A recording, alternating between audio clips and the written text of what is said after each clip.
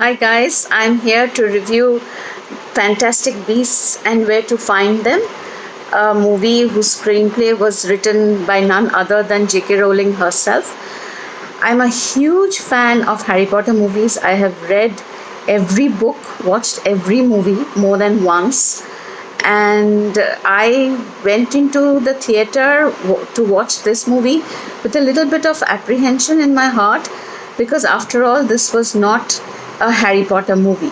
So I didn't know what to expect. But I needn't have worried because this movie is as great, if not greater, than all the other Harry Potter movies that you and I have watched, those of us who are Harry Potter fans.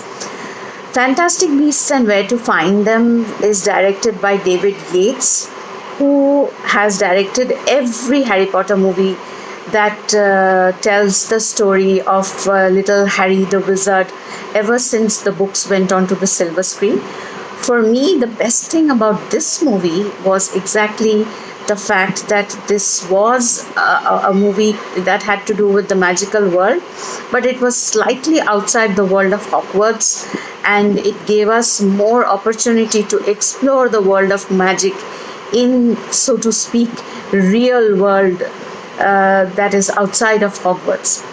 In the Harry Potter books, with the exception of Deathly Hallows, most of the action is confined to Hogwarts because they are school kids after all. When we, the audience, are taken out of the school along with the main characters, since the main characters were underage, they were not allowed to do magic. The novelty in this movie is that we get to follow a full-fledged adult wizard in an entirely new environment and observe the dynamics and workings of the magical society. The said wizard is Newt Scamander, a magical zoologist who travels the world in order to find and document rare creatures, which he carries in his, believe it or not, in his magical suitcase. When the suitcase gets mixed up with the one that belongs to the muggle or the ordinary person, Jacob, some of Newt's creatures escape and cause hilarious problems in New York.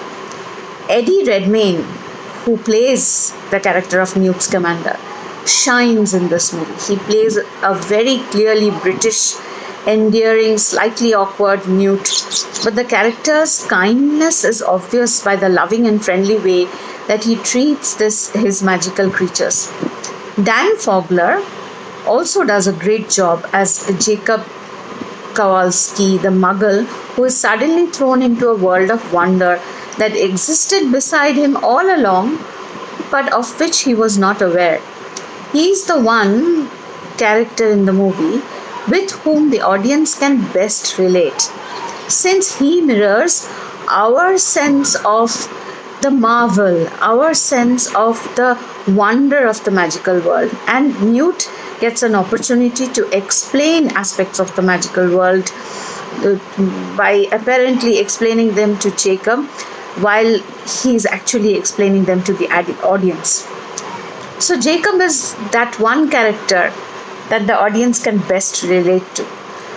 The ladies, played by Catherine Watterson and Alison Sudol, also do a good job as the two vastly different magical sisters who aid Newt in his adventure. If I had a small gripe with this movie, it would be that the excellent Colin Farrell was a little underused by the director, in my opinion. All in all, Fantastic Beasts and Where to Find Them is a solid and visually stunning movie that manages to achieve three things. First, although it takes place in the Harry Potter universe, it stands apart and has its very own story, which can be enjoyed separately from that of the famous stories of the young wizard. Secondly, it drops a few hints and names which not only tie in nicely with the stories that we know, but also serve to set up the next installments, which are rumored to document Dumbledore's past and connections with Grindelwald.